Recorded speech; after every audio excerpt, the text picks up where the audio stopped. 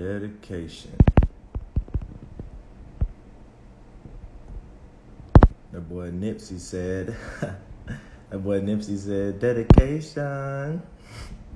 Alrighty. Finna save this, so I'm gonna just get into this. Let me pin this though. Pin this as dedication. Pin comment. Alright. What's going on? Yeah. It's a feast day, so you know I got my garment on, you dig what I'm saying? I got my candlesticks right here, you know, the lamps. Alrighty. And I got a collection of books we're gonna go into today. I'm gonna wait for a few more people to get in here. But yeah, man, what I'm gonna talk about today pretty much is this feast day of the Feast of Dedications. Alright, and what it's about.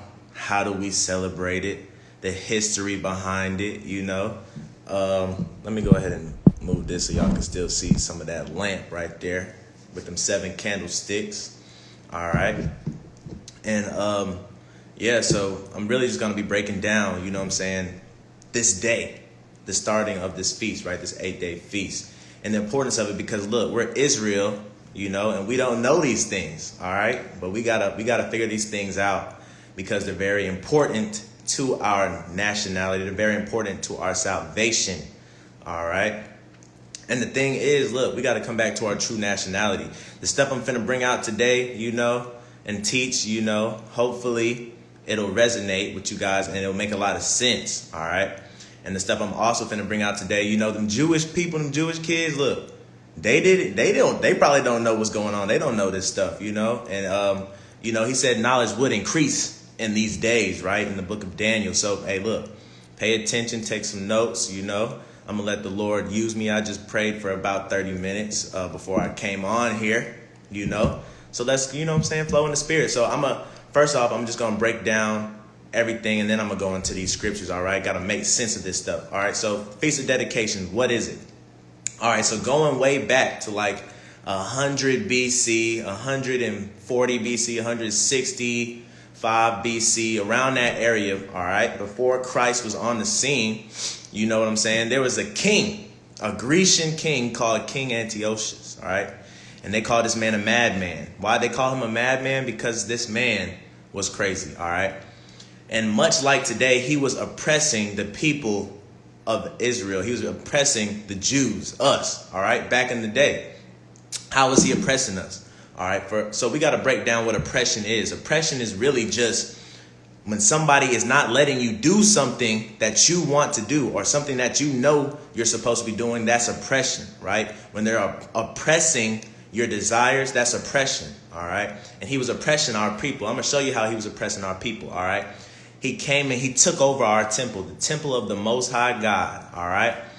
And what he did was he had a swine, which is pig, right? Unclean. The Lord calls it an abomination. He had swine. He brought it into the holy temple. He cut open that swine, and the blood from that swine was dripping all over the holy scrolls, the holy scriptures, right? The Torah, the Tanakh, you dig what I'm saying? What we know is the Old Testament today, the book of the law. All that blood was defiling the temple. You see what I'm saying? And when that blood was defiling the temple, when King Antiochus, or that madman, defiled the temple, he didn't stop there, you know. What he did was he further oppressed our people. How did he oppress our people? He made us bow down to Greek idols. He made us wear Greek clothing. He made us do Greek rituals, have Greek holy days or holidays. You dig what I'm saying? And a lot of this we can resonate with because we have been oppressed today in America, all right? And I say that because of this. We are a little worse than they were back then, all right? And I'm going to explain that, all right? Pastor Dowell is a dude, if you don't know him, he got a YouTube page. He likes to use the term dumb, docile, and demoralized. And that's what they've done here in America, is they made us dumb, docile, and demoralized, all right? And we've been oppressed and don't even know it. When we see people like Nicki Minaj, Meg Thee Stallion, the Slut Walk, right? The Me Too movement, LGBTQ, all these things are oppressing us and we don't know it. That's made us docile. We don't know. demoralized us, took our morals away from us, right? The law, statutes, and commandments.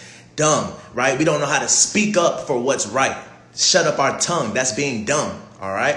Dumb, docile, and demoralized. And what this does, it oppresses us. Because even though we're a holy people and we know we're a holy people, they have us out doing stuff that's immodest, right? Dressing immodestly, right? Showing off all our goods, right? Have us disrespecting our parents, have us disrespecting our wives and our husbands, right?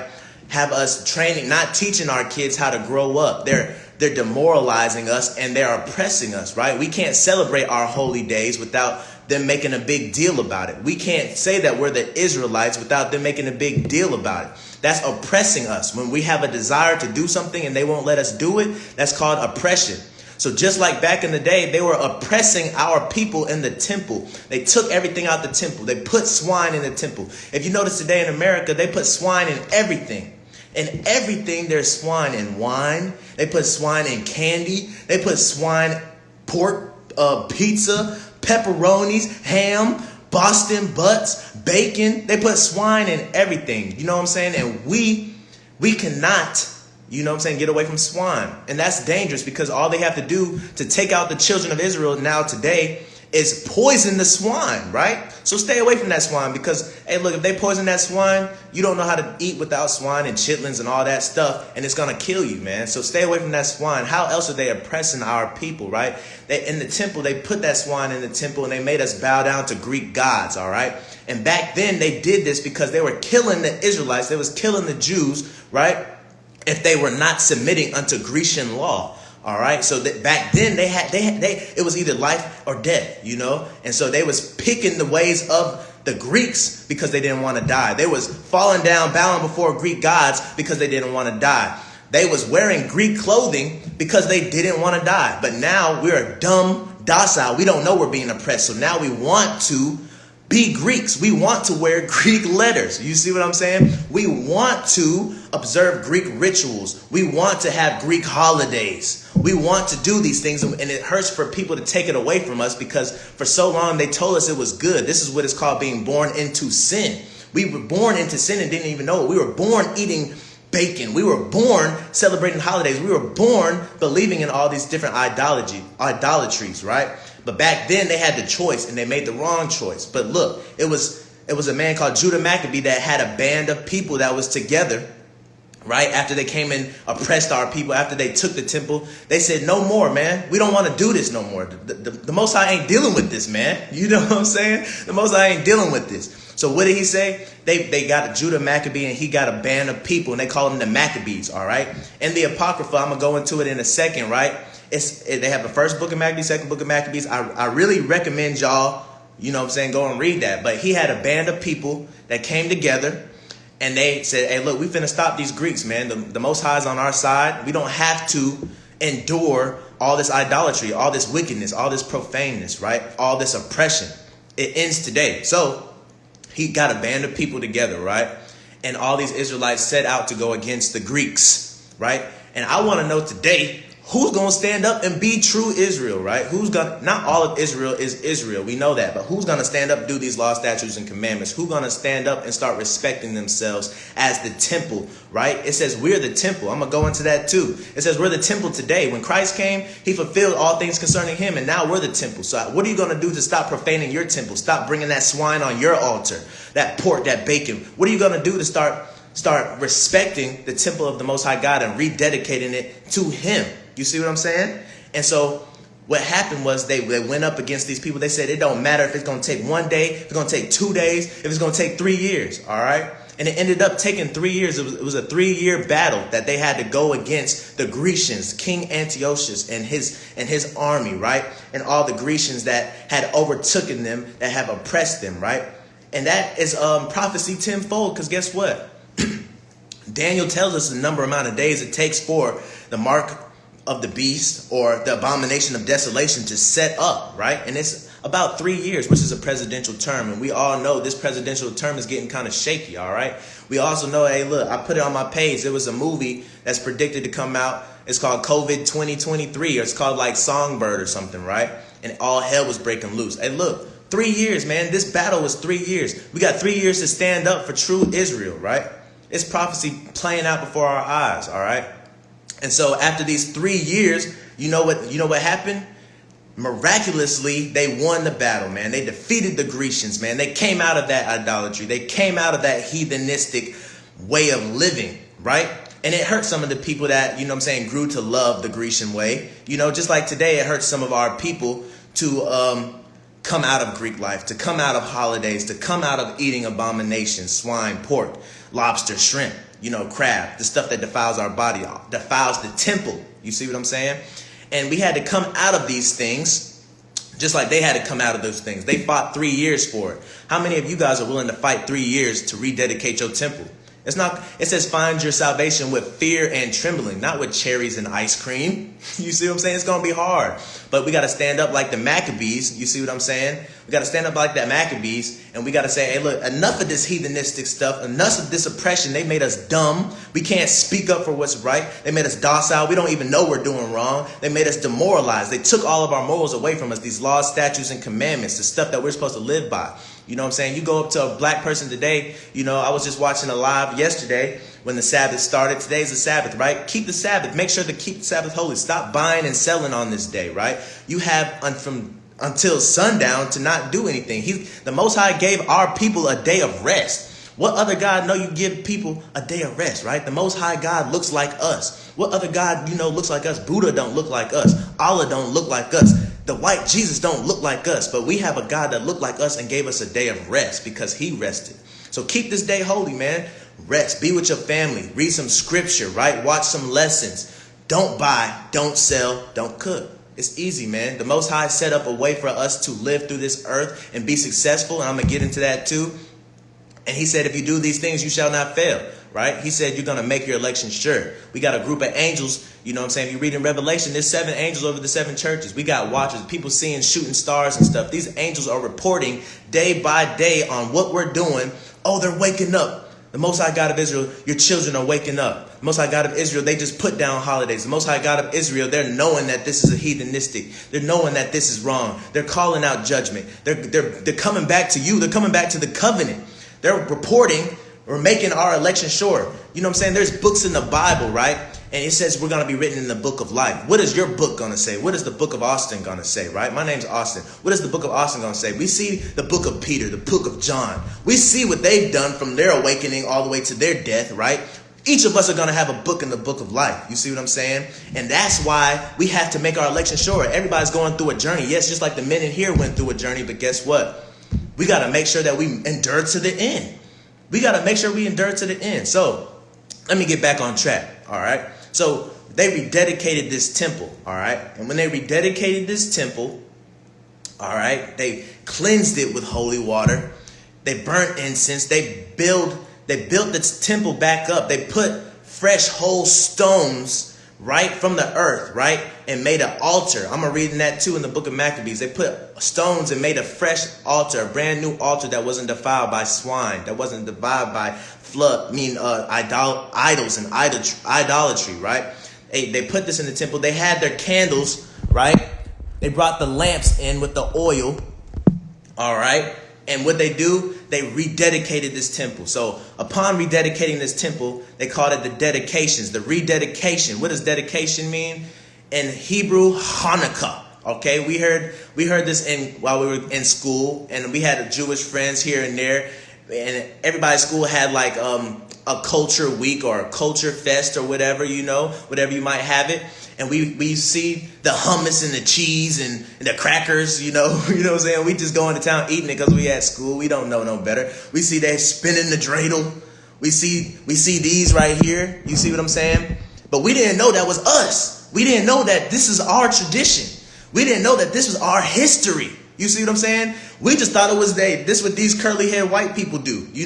This is the book. The people in the Bible, they did this. They ate this weird crap. They ate unleavened bread. But guess what? That was for us. And the stuff that I'm bringing out today, man, a lot of these Jewish people that was in our classes, that's out drinking, that's out having sex, that's out premarital sex, my bad, that's out here smoking weed, doing shrooms and stuff. They don't know this stuff, man.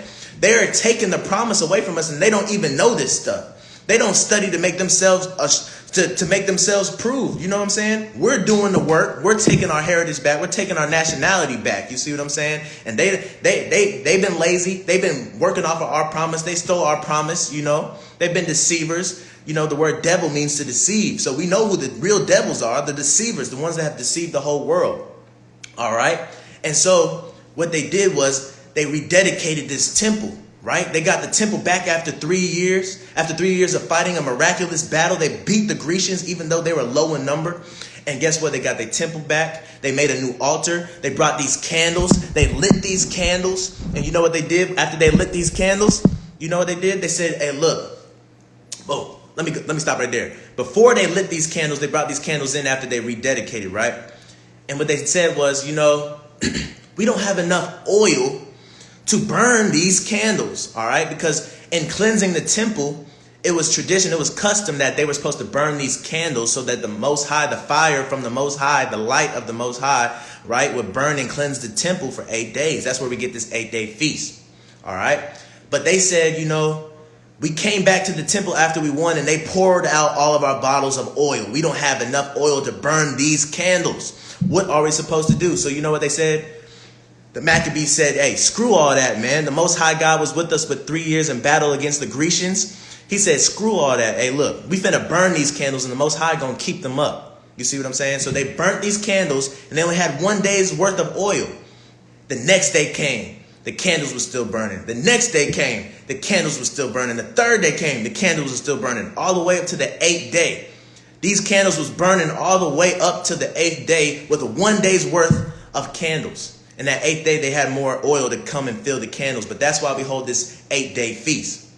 All right. And that's why it's important to understand these things, because God performed miracles even in the Old Testament. God performed miracles in the Apocrypha. God performed miracles before Christ was even here. You see what I'm saying? And God still has the power to perform these miracles if we rededicate our temples. All right. So I'm going to get into some scripture right now because I just, you know what I'm saying, broke down the whole story of rededicating the temple, right? King Antiochus, a madman, a Grecian, tried to take the temple. He made us do things we didn't want to do. That's called oppression, right? Gave us Greek holidays, gave us Greek clothing, gave us Greek gods to bow down before, just like today in America. You know what I'm saying? And Judah Maccabee got a band of people together, and they rounded up, even though they was low in number, and they went against the Grecians, right? And they won the battle against the Grecians, and it took them 3 years, 165 BC, before Christ, before Hamashiach, before the Savior, before our salvation came, right? They had this battle, and they rededicated the temple to the Most High God, all right? So what I'm going to go through today is how this is in the canonized Bible, the regular Bible that you can read every day, the Feast of Dedication, and it's also in the Apocrypha. And then I'm also going to go into what does this mean today? Because Christ said he didn't come to destroy the law, but to fulfill all things concerning him. This is one of the things that he fulfilled, because he said, no, ye are temples of the Most High God. Yeah, did you know you was a temple? We finna get into that, all right? So today is the 28th. So a lot of you guys might be like, man, why are you celebrating this day? How do we get the days that we're supposed to celebrate? Well, some of Israel has already started the Feast of Dedication. Some of them probably already finished it. Some of them haven't even started it yet. But it's okay, because guess what? We are all one in Christ. You dig what I'm saying? And we've all been turned into Gentiles. That's why he said there's no Jew nor Greek. You dig what I'm saying? In our land of captivity. So guess what? He said by faith. So if we keep these holy days by faith, you know, everything will be okay. He's going to reestablish everything in the kingdom. So we can't judge each other on how we keep the holy days, all right? If somebody sees the holy day on this day, somebody sees the holy day on this day, guess what? Don't judge them. Be happy that your brother, that your sister is keeping the holy days, all right? As long as they're not keeping holidays, just be happy they're keeping the holy days. We can't judge them on that, all right? But I'm going to show you or tell you out of all the teachings that I've watched why I've chosen this day to start the Feast of Dedications, all right? So when we read in scripture, it tells us that the 25th day of the month of Chislev, or Kalsu, I hope I'm saying those right? It tells us the 25th day of that month. That month in Hebrew just means the 9th month. All right, so you might say, Austin, this is not the 9th month. Why are you celebrating it today? And I would tell you that, think about the Spanish word 9. What you got? Nueve, right? Right before diez, we have nueve. We have November. Think about these months, right? November is the 9th month. Dec is the 10th month. That's December. That's next month, right? So now we have November. All right, so how do we get here? All right, when we came over to America, they switched the calendars up. We got Gregorian calendar, we got Roman calendars, stuff like that, right? And what they did was they added a few days to throw off our 12-month calendar, all right? There's 12 months, yes, in the Bible, but they've thrown them off. So this is why they don't line up with their names, December, October. They're not on the right month. You see what I'm saying? But anyway, that's how we know that this is the 9th month, November, that the Bible speaks of. You see what I'm saying? And so how do you get the 25th day, Austin? Because today is the 28th. All right, so pay attention because it's going to get kind of tricky right here what I'm saying. I'm trying to break it down as clean cut as possible. All right, on the 28th day, right, it's really the 25th day, and I'm going to explain to you why. All right, so the month of November started on a Tuesday, right? But the first day of the week is what? Monday. We know it's Monday. Monday through what? Monday through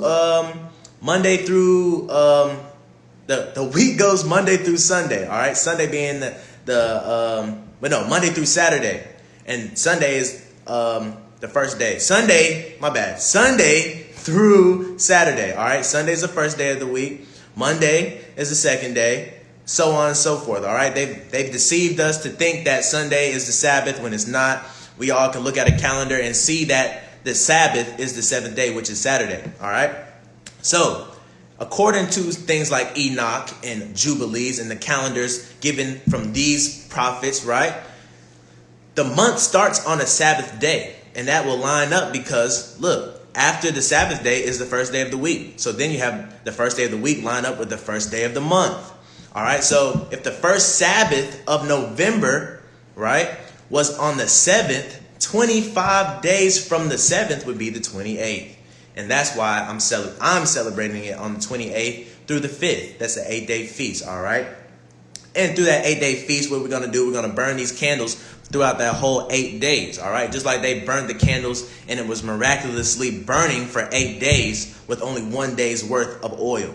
All right, so now we can finally get into these scriptures. All right, the first we're gonna go to the canonized Bible, right? The Bible that anybody can buy. I bought this Bible at Walmart. It's a pretty nice Bible, you know.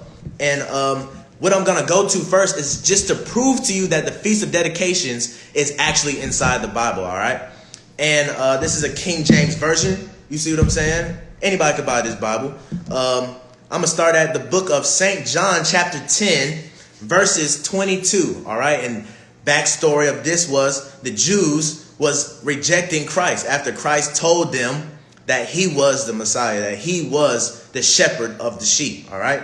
And it reads, verse 22, and it was at Jerusalem, the feast of dedication, and it was winter. All right. We all know that we're living in some cold months right now. You know, he's mentioning the Feast of Dedications, but if you read the whole Bible front to back, you're not going to really see detailed Feast of Dedications in the canonized Bible. So this is how we know to go to the Apocrypha, all right? They tell us don't add or subtract. That's what the word tells us. The book of the law said don't add or subtract. So why did they add or subtract the Apocrypha? Because they knew that us blacks, that us niggas, that us Negroes, right? They knew that we wasn't going to read. They knew that they trained us not to want to read. All right. But just in case that we found the courage to wake up, like prophecy says, they took it out so we wouldn't find it to make it a little harder. But guess what? We got it right here. So anyway, I'm going to keep reading. And Jesus walked in the temple in Solomon's porch. Right.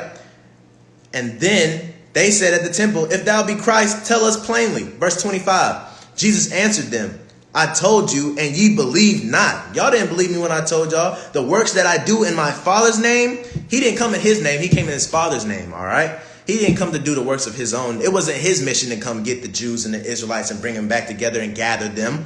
It was the mission of God, the Most High God of Israel, that they bear witness of me. This is why he told them that they was rejecting him. All right. Check it out. Verse 26. But ye believe not, because ye are not my sheep. Guess what? You got family members, you got best friends that's not waking up to the truth. Sometimes they were just not called to be the sheep of Christ. You know, they just can't hear. They don't. I'm going to read it. Look, 27, my sheep hear my voice and I know them and they follow me. All right. He told Peter, throw down your rods and follow me. And it says Peter and his brother threw down their rods and straight away they followed Christ. And that throwing down the rod is really symbolic for your life. They threw away their family. They had wives. They had kids. They had jobs. They threw away all that to follow this man Christ. That sounds crazy. Would you do something like that? Would you give up your career? Would you give up feeding your family in hopes that your wife can go to the marketplace and sustain them?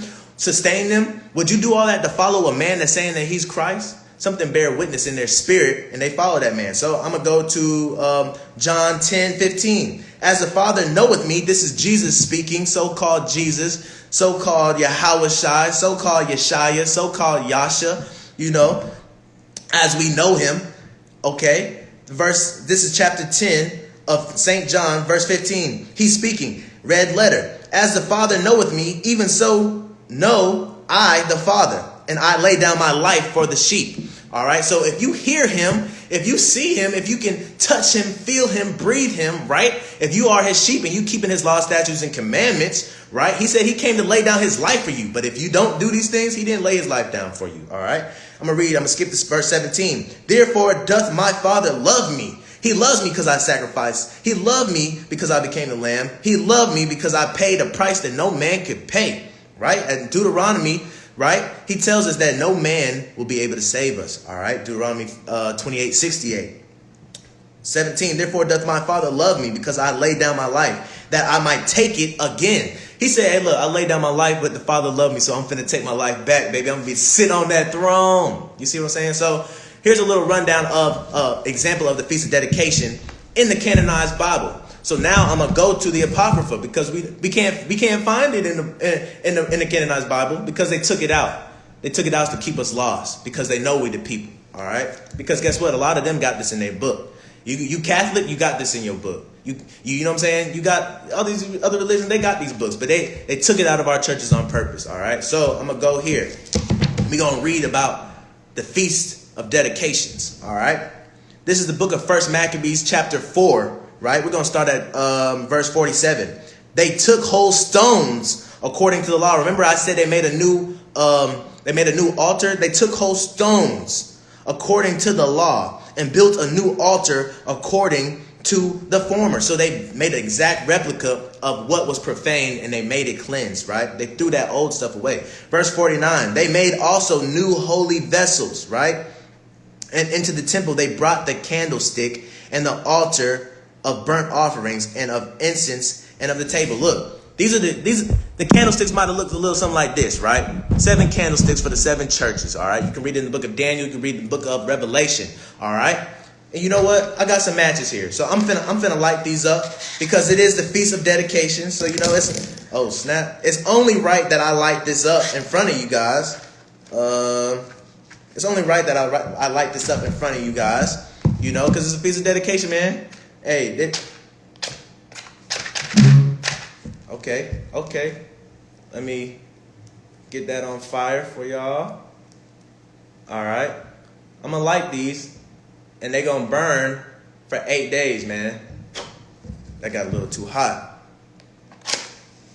Oh, all right. They're going to burn for 8 days for this 8-day feast, man. And if you don't know why, I'm going to save this video to my page. And you guys can go ahead and know why. Because I broke it down. All right. But anyway, I got the candles burning, man. Happy Feast of Dedications.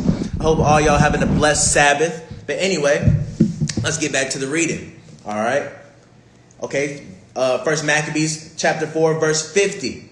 And upon the altar they burned incense, and the lamps that were upon the candlestick they lighted, that they might give light in the temple.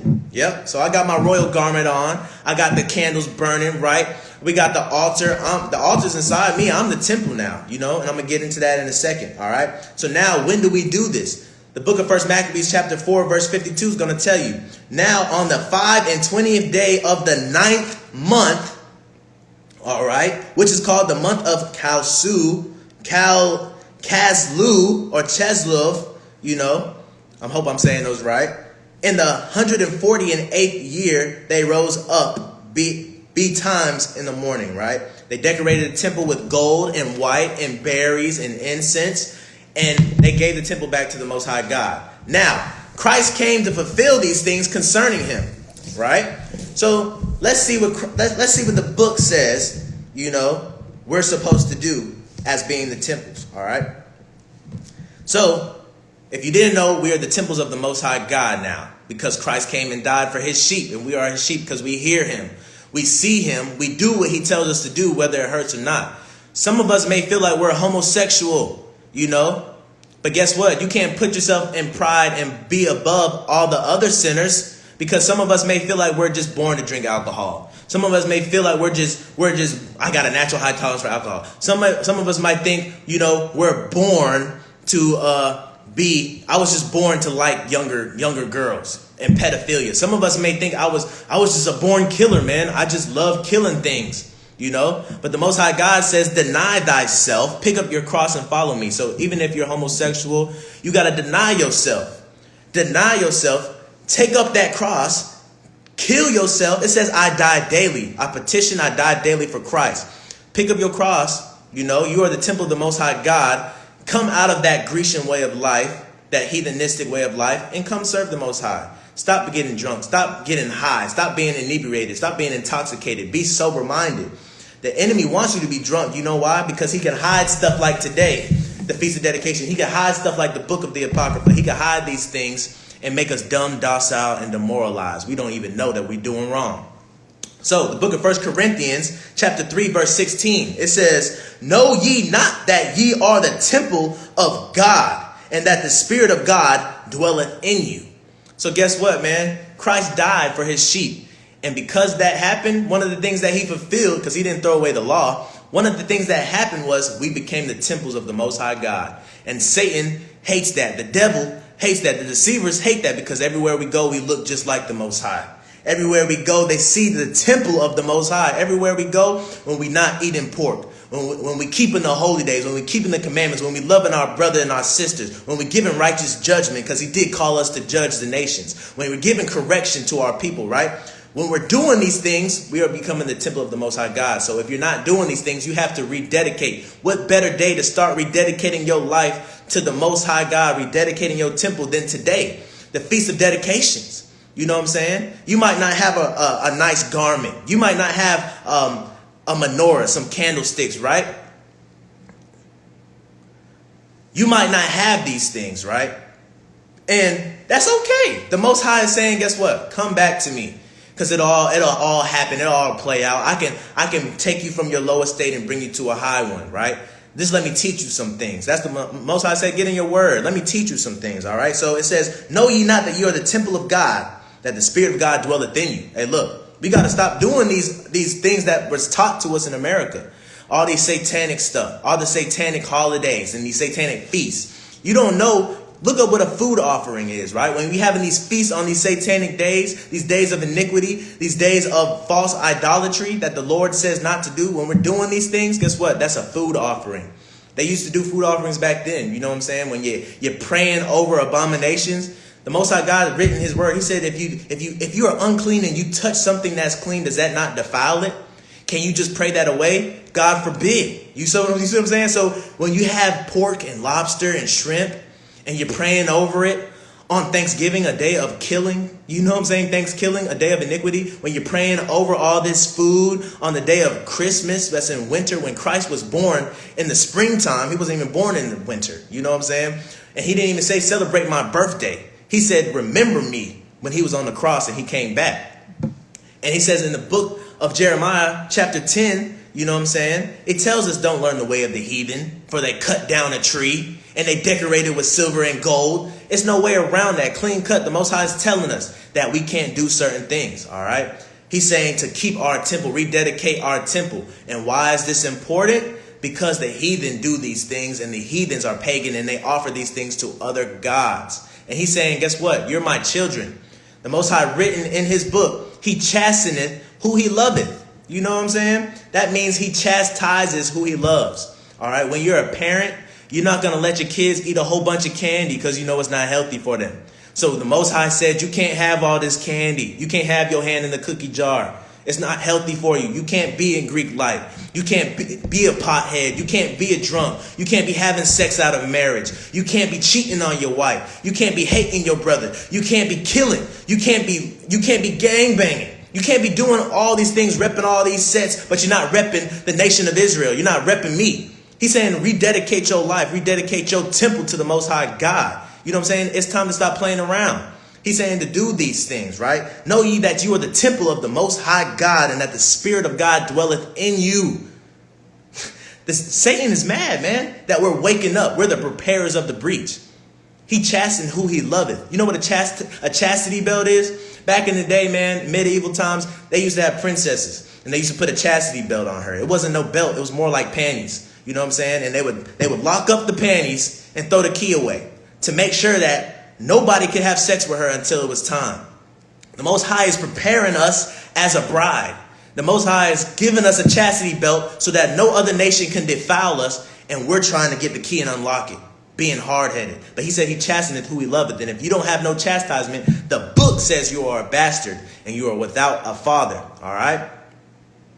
So check this out. Know ye not that you are the temple of God, that the Spirit of God dwelleth in you? All right? So I'm going to go to this next one, all right? Because this is going to bring it all full circle. It's only been like 37 minutes, all right? And this was an easy watch, I think, you know. The Most High God was using my tongue, using my mouth, because I was praying. Hey, look, I don't want to speak my words. This is the book of 2 Peter, right? Chapter 1, verse 10. Wherefore the rather, brethren, give diligence, all right? What is diligence? That means to work hard, to put in remembrance, right? To work as best as you know how, all right?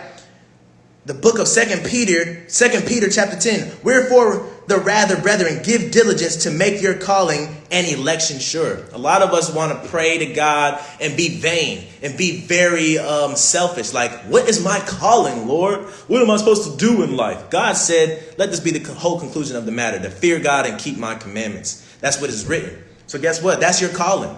So when he says to make your calling and election sure, he's telling you to keep the God's commandments, his statutes, his laws. He's saying not to do the things of the heathen nations, even though they taught you from birth that they were okay.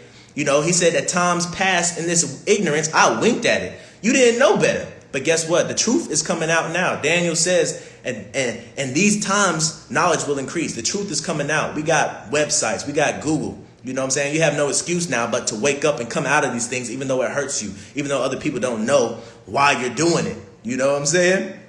And the Most High saying, do these things to make sure your election is sure. And a lot of people might not know, what does that phrase election sure mean? I don't get what that means. I'm going to tell you, what is an election, right? We just had a presidential election. You cast ballots and votes, right? The Most High God has a council of angels, right? That's reporting to him every day, you know? And they're given an election. They're saying, I cast my vote for Austin.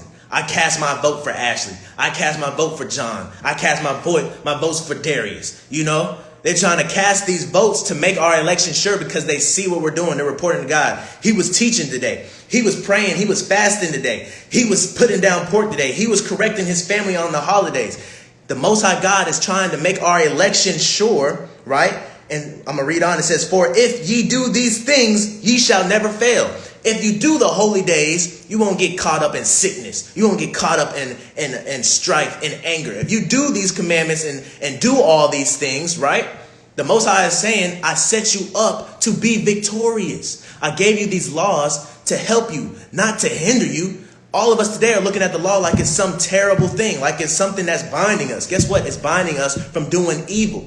All right. So with that, I'm going to say shalom. Peace be unto all the brothers and sisters. If you know your Israel, hey, shalom. If you don't know your Israel, peace unto you.